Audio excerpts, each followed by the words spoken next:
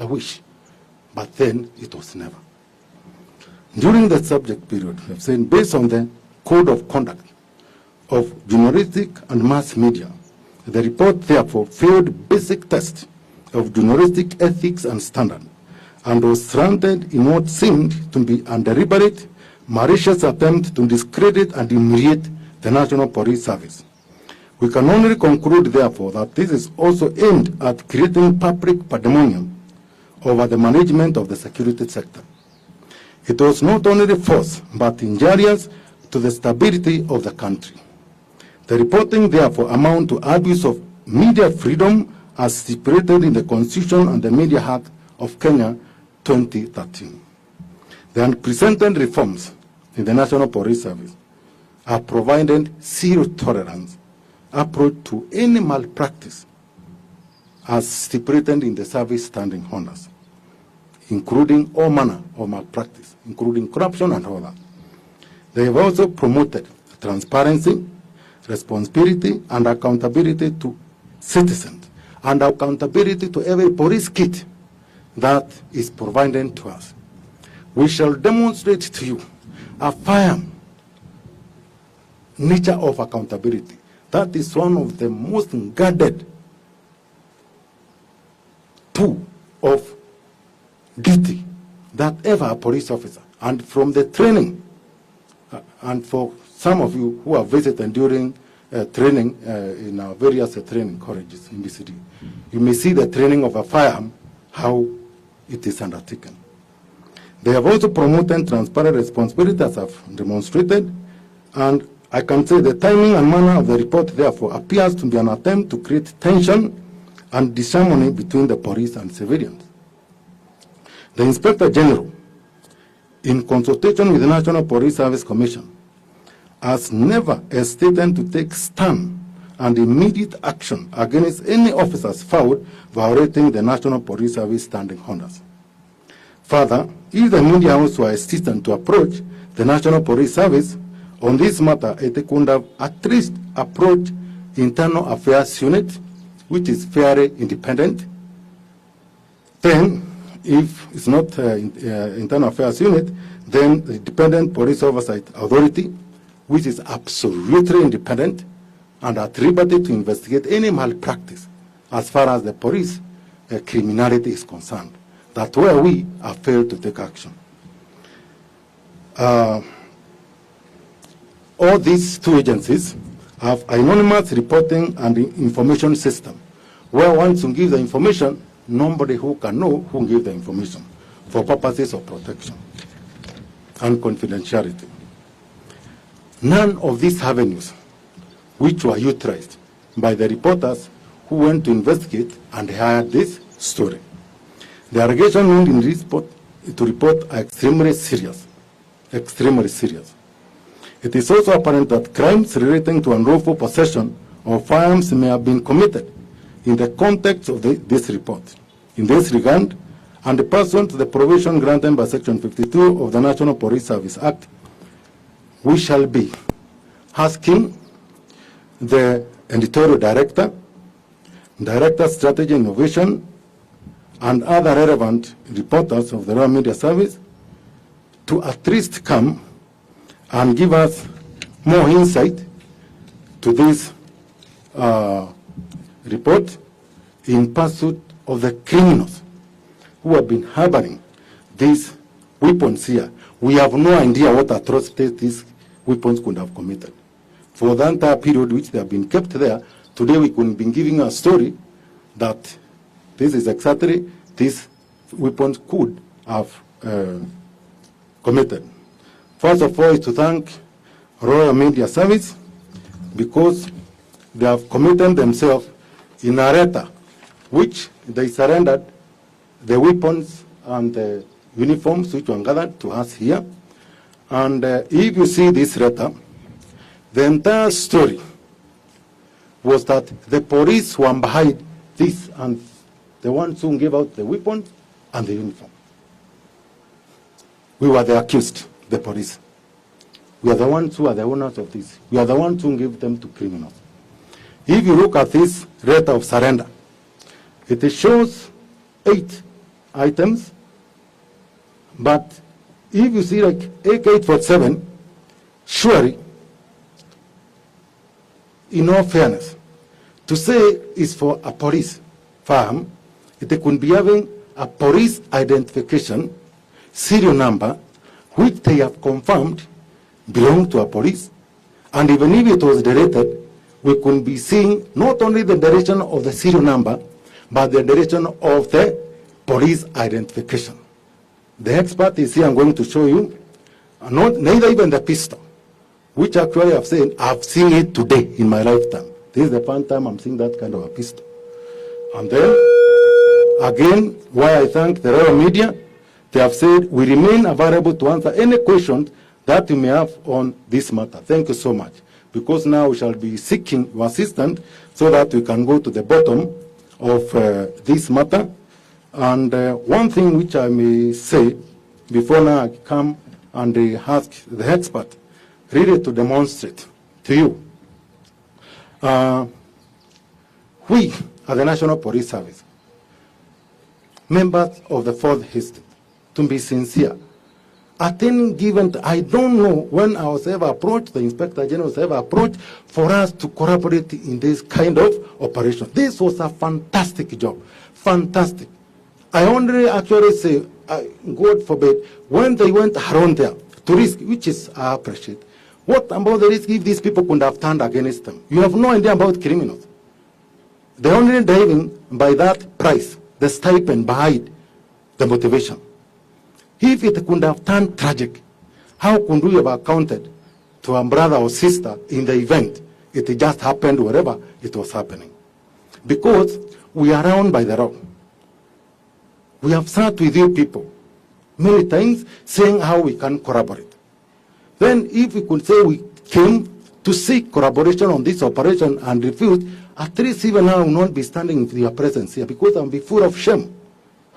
And we have done so many operations with the media. You are the voice of the voiceless. You are the eyes of those who cannot, even if they say they can't, they say they saw. You are the people we depend on. We have always were encouraging. Let us, for the security and safety of this country, it's in our hands. There is no day we have said that we have the upper hand. No, no, no. The other day when I was telling you, your pen and notebook is mightier than these weapons you find seen here. We never refuse to be embedded in any operation that you have. For us, for almost all the operations, most of them which we do, we always call you on board.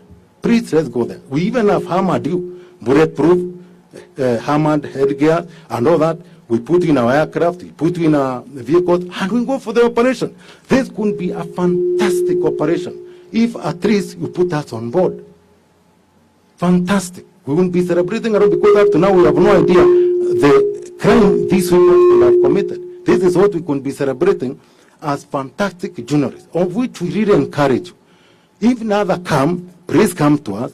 We have the OCSs are down there, officers from the DCI, and the senior officers, we are there. We are there for you. If we return you back, then you have other means to do things because you have to account to the public. So, for now, I want to say about the uniform before I come to the weapons. First of all, is to acknowledge how many police officers have we arrested collaborating with the criminals. We shall be the last people to say that some band elements never collaborate with the criminals. Surely, we can't dare say that. All over the world, we have our own band happers.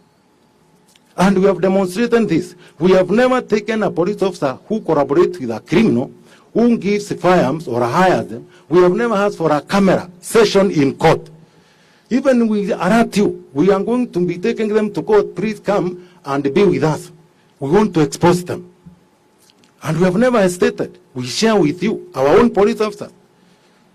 If I can count how many cases, just the other day, even we have another case of Kiambu here, and another, there are so many cases which you can account for. You are my witnesses. Which commander can dare cover a police officer who gives a criminal a firearm? Which commander? And we are going to be told how these things are accounted for. Which commander I shan't to brief in me, because we are the ones who arrest them. We have our ballistic expert based in the DCI headquarters. We have our chief hammer based at police headquarters. They track these firearms in the morning and in the evening. Any missing firearm to us is a cause for attention for all of us. Danger is outside there.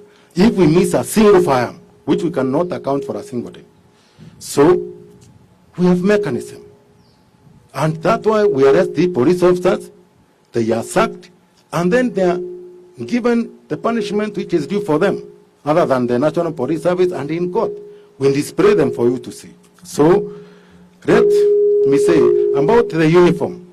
We can't say that surely this uniform could not, because to date, when the story was given, and if I can say the statement of the reporter who did all this work, there is no way he is actually stating that this uniform or that those firearms belong to the police. There is none. There is a statement here. There is nothing committing themselves that these belong to the police. The semblance and all that. We have seen how many criminals we arrest, day in, day out. We are the people who cover. We are the people who we come even to refer some things from. And we have seen even them, some of them stopping motor vehicles, going to rob people at night with the police uniform. There is nothing new there and we can't deny. But we trace them, arrest the concerned police officers, and then they get their due process in court and they are punished appropriately. But now when you just tell us you got them from the police, you can't assist us with which that police. Because we need to punish that police officer. Then you say it's by the, which evidence are you telling us? Other than sensationalizing the matter and making the national police to lose confidence in the public they serve. Some of the t-shirts here, if you go to the market here, you are going to buy those t-shirts. How do we even tell that t-shirt belongs to a police officer? Surely, simply because it's blue. If you go to any tailor today, some of these things, you are going to make them. You are going to make them. I'm not giving any excuse for your information. We are saying just in the event, the time they are embedded us, where actually we are allowed to have you or somebody, an agent or an informer, to go and induce an offense so that we can catch the criminal and recover. We do it together. Even me, I can go and get 2 or 3, those who want to commit a crime, and I go and as we are going, quicker. That's the time now we happen to get this criminal. We work together. So this uniform, that is exactly the way we could be now saying we have in custody those people who are selling police issue. Because these are things which can be gotten from, even somebody could have gotten from the distance, from the police officers there. How many police have we wrote in MBC? I'm not giving any excuse, but I'm only trying, in the absence of any evidence, to pin this is the police officer who gave this uniform. Where do you leave us? Now, if you come to the handicrafts, today if you go to county and civilian kind of security agencies, they have handicrafts. The tenders for the handicrafts, they are given to civilians. They are the ones who issue, who supply the handicrafts. It's not a big issue with the handicrafts.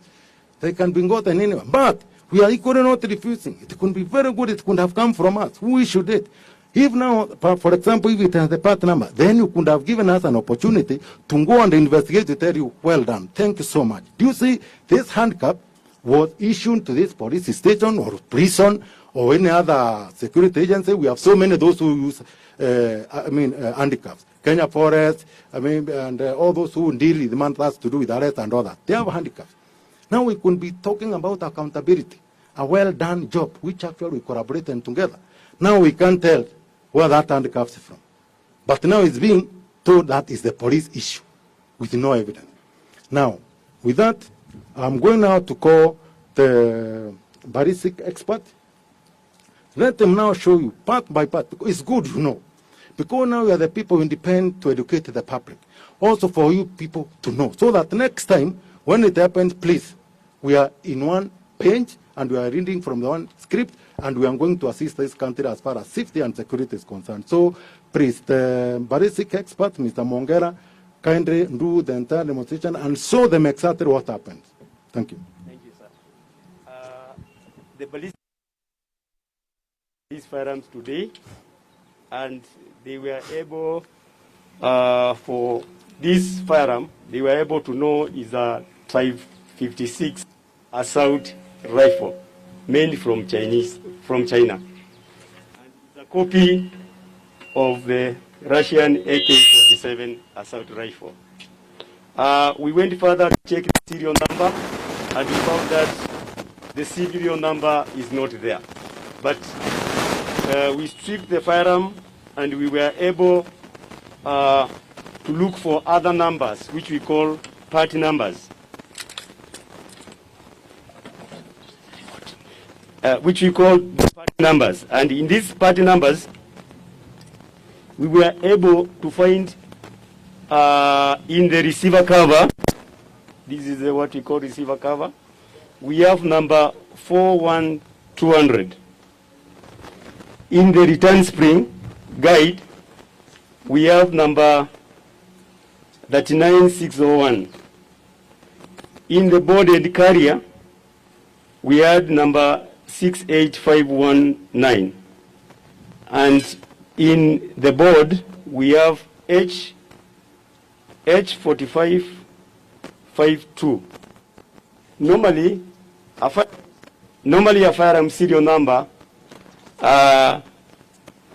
is located on the left side on the left side, and the part numbers are stamped on other parts, these parts, and the last serial number, the last digit of the serial number is stamped to these other parts.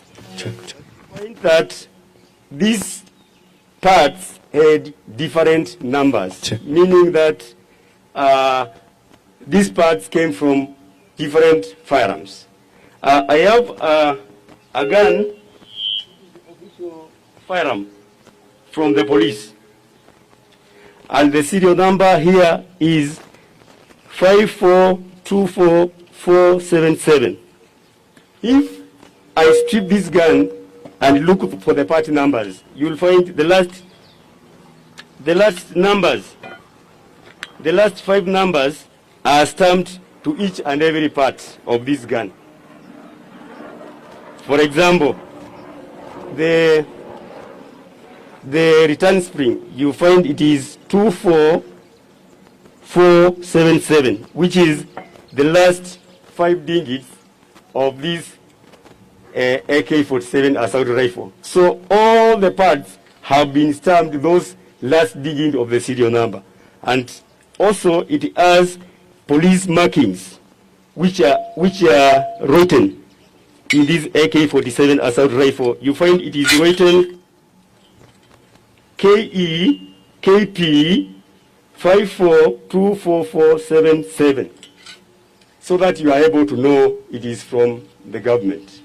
But this one has no such markings, meaning that this firearm does not belong to the government or to the police. Further, the ballistic experts were able to examine the firearm, and they found that it has some modification or decorations. There are 20 spear pins which are installed on the pistol, on the grip of this AK. And also there is a copper wire wound on the cleaning rod. From my experience as an examiner, this type of firearms, we get them from the northern eastern parts of Rift Valley, especially from the Castro rustling areas, where individuals mark their firearms uniquely. We add another firearm, which is a CRA firearm, CRA pistol, made from Turkey. This is a baby pistol. Normally, we get them from the criminal world. It's a CRA pistol.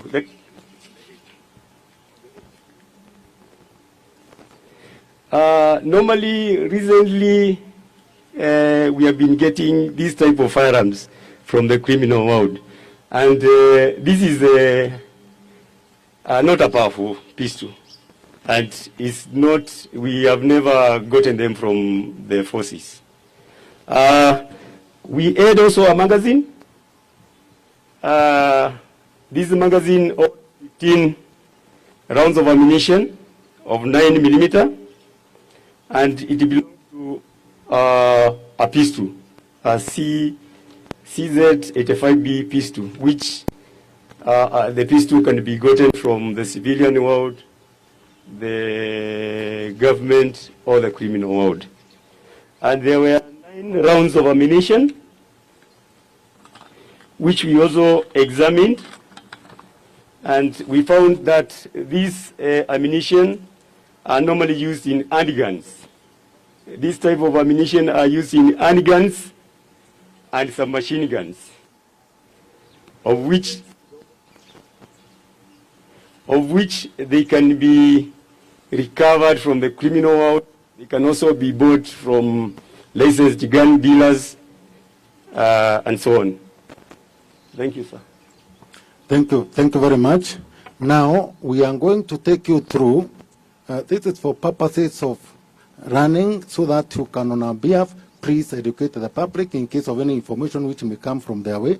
Now we are going to ask our chief firearms Amara to take you through the accountability of our farm. When I told you Rusing 1, we spent sleepless nights until we establish where that farm is. Please.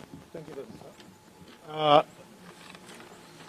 Firearms are accounted for at different levels from the time of acquisition, and we always maintain records of the same.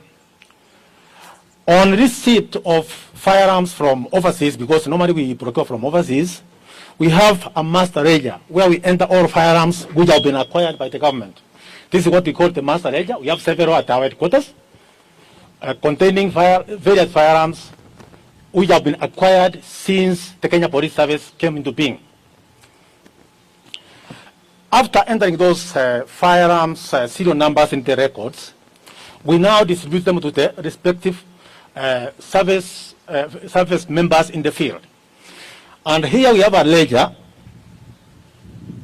a sample of the ledgers we maintain containing the firearms as issued to various divisions and units.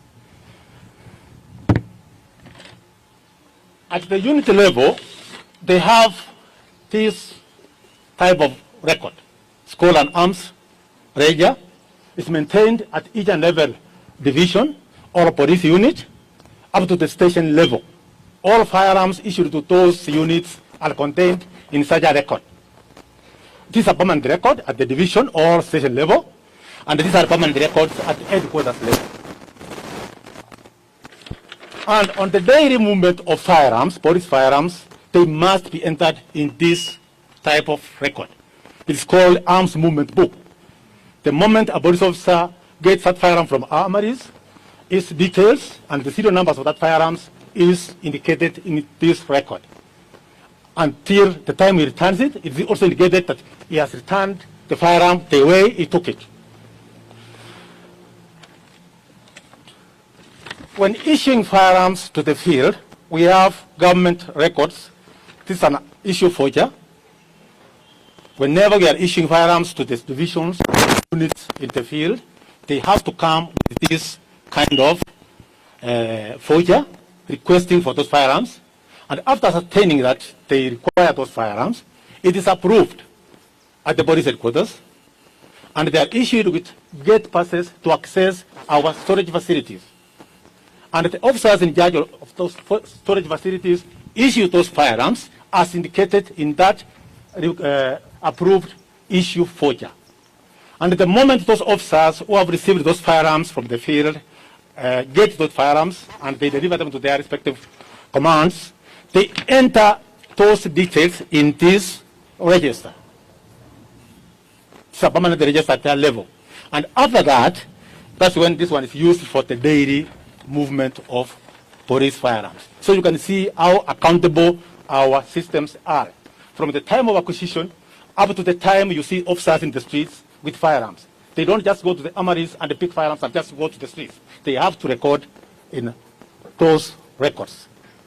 So at all times, police firearms are accounted for, and sometimes if police firearms get lost or get stolen, a report is made and investigations begin immediately to ascertain, because for firearms, we don't spare any time in ensuring that we have found how that firearm got lost, and we endeavor to recover it. That's all. Thank you. Thank you so much. I won't talk beyond that, but I'm going to welcome one or two questions. Anybody who have a question, we are going to answer.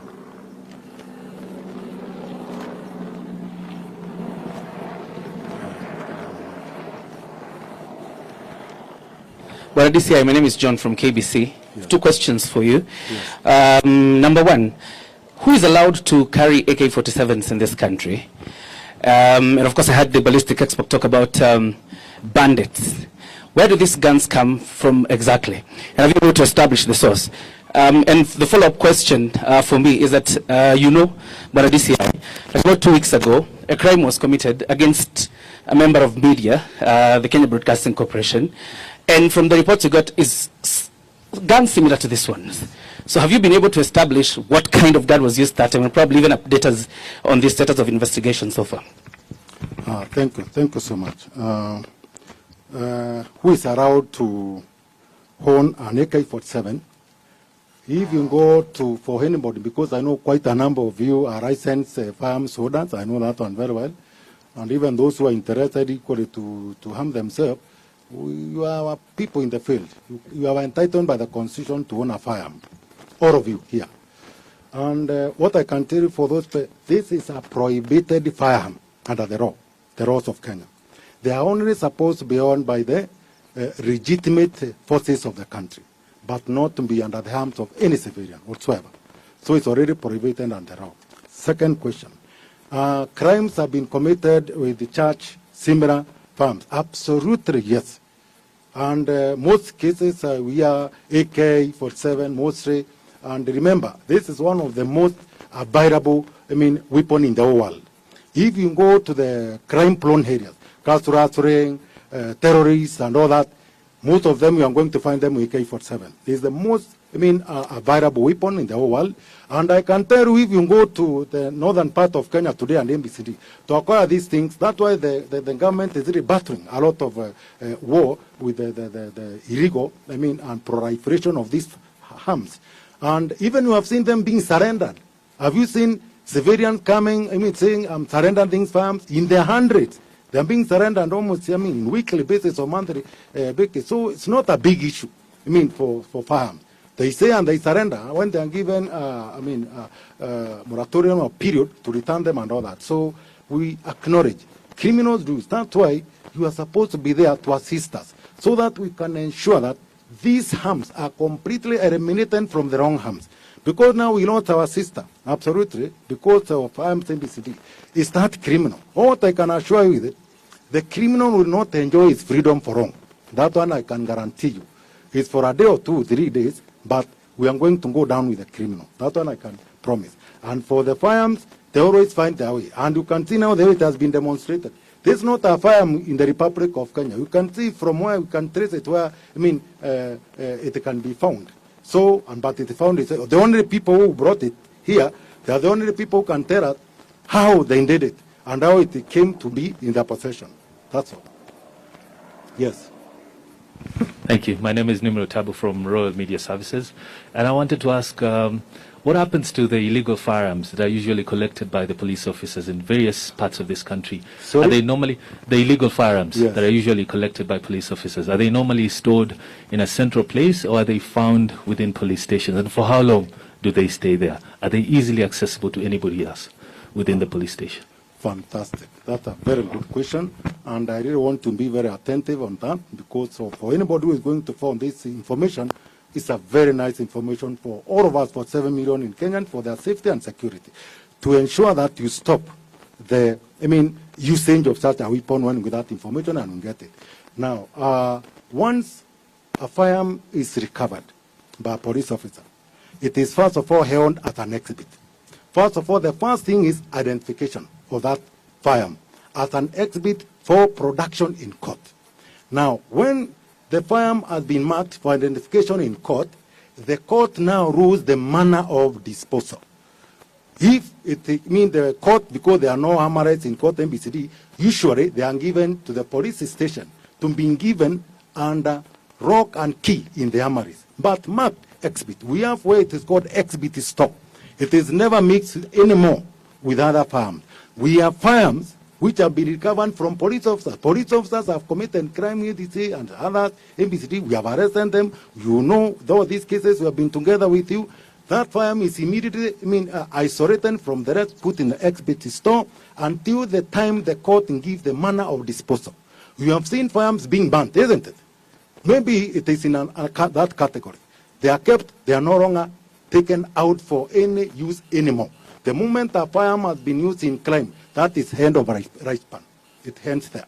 They either to be destroyed or, something like that, but it's never. There is no right span or timeline of keeping it as an exhibit. It is the court which decides. The moment the court gives the manner of disposal, it is disposed in the manner, honored by the court. Thank you.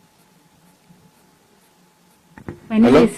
Hello, Bwana DCI. My name is Kenna from People. I just wanted to get it correct.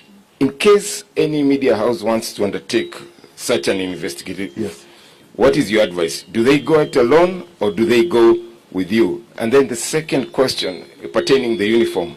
I don't know what your comment is, because there's a time the Nairobi officers within Nairobi were ordered to procure on their own. Yes. On their own. It was not the government that supplied. Yes. Yeah. Just your comment on that issue. Thank you, Kenny. First of all, in terms, and thank you for asking that question. That's what I was actually asking Nani Atanuri. When you encounter or that information comes to you, in whichever way, that is now where 24 hours, we need you like nobody else. Because now the moment you have received an information where we can recover a firearm, remember that's our job. That's what we have been employed, to hunt and ensure that no criminal is in possession of any such firearm. Just the way now you are media, we rely on reporting and educating the public. That's our work. So please, and I'm giving this advice, don't again, and don't be cheated that it is safe to do the way it was done by the people who did it. It was extremely very risky, and God forbid. And at times even they were going to fall under a trap. It's them we could be correcting as dead bodies without knowing what is happening. I don't know how you could have covered. Maybe you are pursuing to recover. You can imagine just a good cause for the good of people you don't know. How many lives you have saved by this weapon the people could have killed. You are driven by the goodwill, by sense of humanity. But in the manner you did it, you risk yourself 100%. We are there and we are saying this. If we refuse to cooperate with you, put it, and you know very well, there are very many forums. We are not the final. You people have so many forums.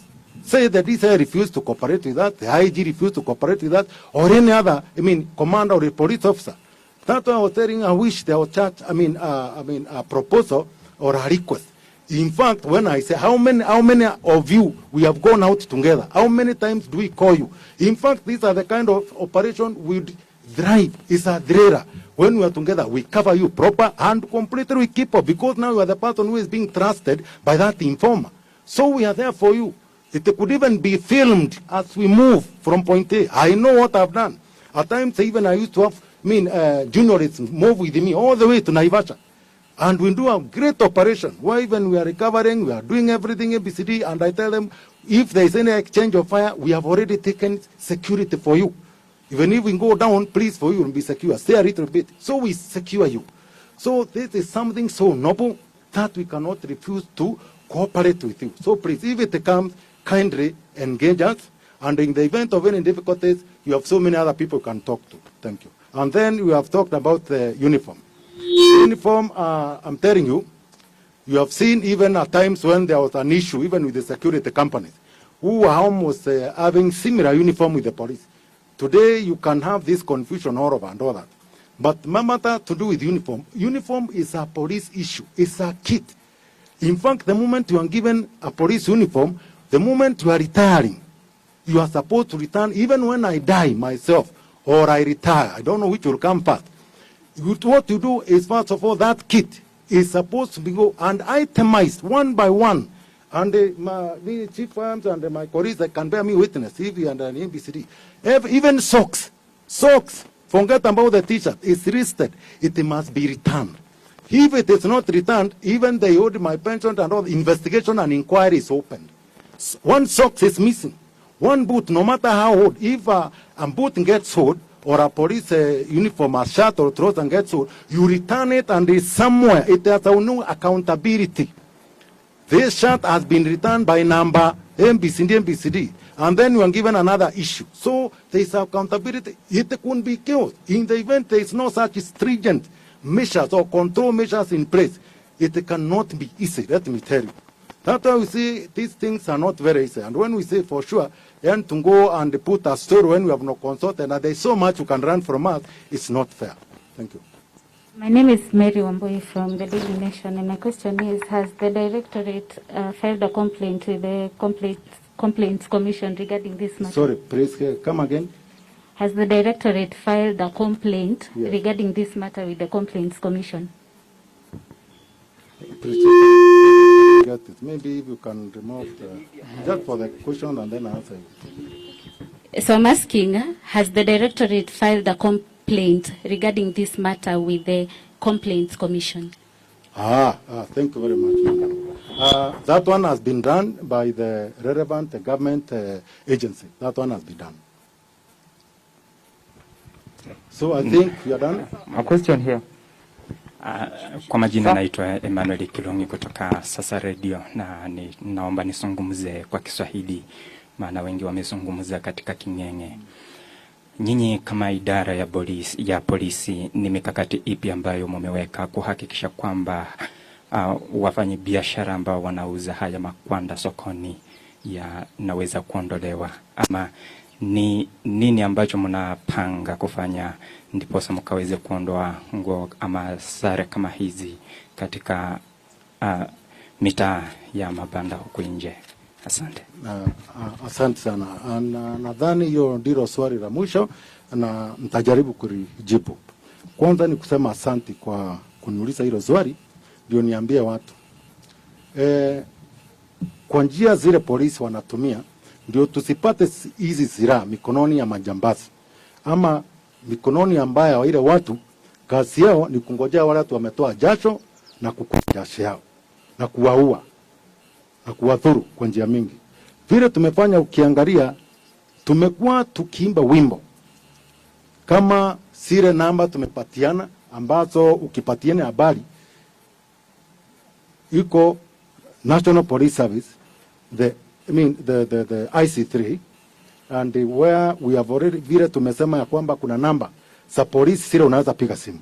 Ukiona jambazi yote angaye yako na bunduki ama anatumia bunduki kwa njia zozote zile, kwa njia ya kisiri, unaweza kutupigia simu kwa njia hiyo ile unaweza kututumia, ama kwa habari yote hata ukikuja kwetu. Tuko na njia mingi sana zile tunatumianga. Hivi juzi hapa DCI headquarters tuna namba tumepatiana nitanga fichua kwa polisi. Hiyo namba hata ukipiga simu it is encrypted, iko na vile imeundwa, wewe sijua nani amepiga. Hata investigator kama mimi siwezi kukuambia nani alipiga ile namba. Hizo tumepokea habari mingi sana. Kwanza tunashukuru wananchi kwa njia mingi sana sana. Ile habari tumepokea ni mingi na zimetufanya tuwasaidie kwa njia mingi sana. Tumekamata majambazi wengi. Ile mabunduki tunakamatanga kila siku. Andire kitu nitawaomba, tafadhali muwe tu mkituuliza, tuko hapa tuwapatie hizi habari. Kama mnataka yani tuambie ni bunduki ngapi kwa siku tumetoa kwa mikono ya majambazi, tutawapatia.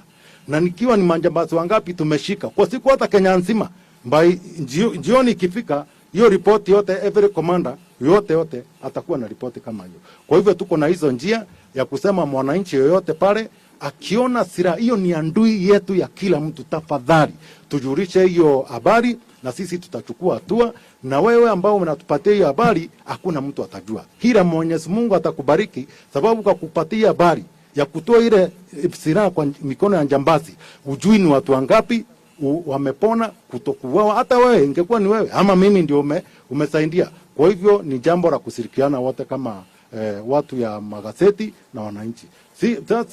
Ni tumemaliza maswali tafadhali. Hata vile nimekumbushwa tumekuwa na demonstration hapa, ndio hiyo sasa muone hiyo namba. Yani mkiangalia tumekuwa hata kwa billboard tumejaribu sana kuambia wananchi, na si nyinyi ndio my brothers and sisters from Fourth Estate, please assist us. You are the people who can reach public more than we can reach them.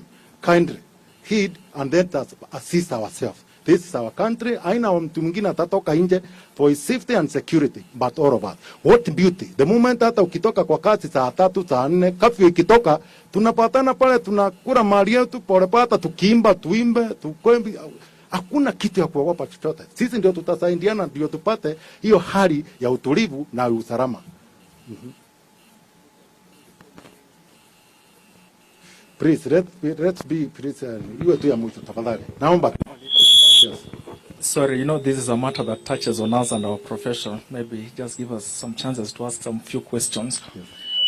My name is Brian Obuya. I work for the Standard Media Group. And I've listened to you carefully, but there's one thing that I would like to hear from you. Yes. For avoidance of doubt. Yes. You've said that you've never seen a pistol like this in your entire police Yes. line. Yes. And you've said that, I don't know which one of these ones is made in Turkey. We did not talk about the handcuffs and whether the uniforms belong to the service. Is it therefore an indictment? Do you feel it's an indictment to the service that we have guns in the country that the country's top director of investigations has never seen, and we don't know how they came to the country?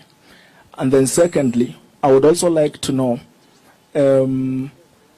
for us who do this job, is the service unhappy that it was not involved, or they're unhappy that this type of revelations have been made? Remember, we also have ethical issues that bar us from revealing our sources.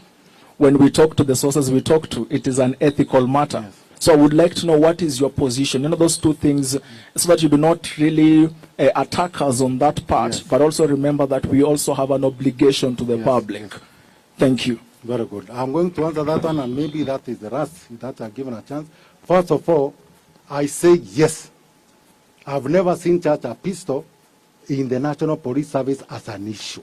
Do you want to repeat that one 20 times? Now, I'm saying this. I'm repeating. I have never seen that pistol as a police issue in the National Police Service. I've never. So that one, I satisfied with that. Second, about the revelation. Who is not happy when somebody recovers a firearm? It's in the manner that it was recovered, attributing the recovery that is the police who issued. Remember, giving false information is a crime and it's a sin, isn't it? There is absolutely nothing wrong. This is joy. This is supposed to be a national celebration for the people who undertook this one. But to attribute it and say is the police who unbind this. Fine, even in the uniform. At this uniform were given the police. Nobody will dispute about the recovery because they are here in press. That's why we brought them here, isn't it? But now when we say they were given by a police officer, even if now you are, given the advantage of not disclosing yourselves. Remember also police officers, do you know we are governed by the law? We are not supposed to disclose our informer equally. But now when we go to court, in as much as we are protected, do you know all these, most of the farms which are recovered by police officers, they are recovered through informers. Have we ever revealed a single informer? But we must stand the test of law, beyond any reasonable doubt, and we get that criminal jail, isn't it? So there is what is supposed to be done, other than just covering your, the informer. The other basic part of the law to attribute and say this firearm belongs to Kinoti. Kinoti is the one who was issued with this firearm and they gave this criminal A. Are we together? We can even forget whoever gave you the information. And the one who went even to that, we call them agents, isn't it? Perfect. But now we must trace it back because now we have recovered it. Now whom do we attribute these firearms to? Now we want to go to court. Whom do we attribute? Here, it's here. We have told you it's not even media, is never an issue to the police. Whom do we attribute it to? Here tunasema ni ya police. And they recovered from a policeman. Oh, even if now we are going to tell us to investigate, where are we heading to? And we can see that where we have taken the pain of demonstrating to you, and you people come to us. This is exactly what you could have taken through, free of charge. Na tena tunawapatia tu mnaenda through, hebu angalia, tunakuonyesha from the manufacturer, where it was manufactured, vile ilikuja. And today, let me tell you, all firearms from manufacturers. Today we can tell a firearm which was given to Uganda, a firearm which was given to Tanzania,